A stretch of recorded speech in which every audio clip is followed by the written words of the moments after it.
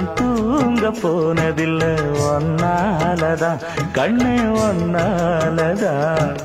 யார் பேச்சு கேட்டாலும் என் காதில் கேட்பதெல்லாம் உன் பேருதான், நெத்தான் உன் பேருதான். இத்தனை நினப்பு என் மேல இருந்தும் எட்டி போகலாமோ? கட்டுப்பாடு இருந்தும் கட்டிக்கு முன்னே ஒட்டிக் கொள்ளலாமோ?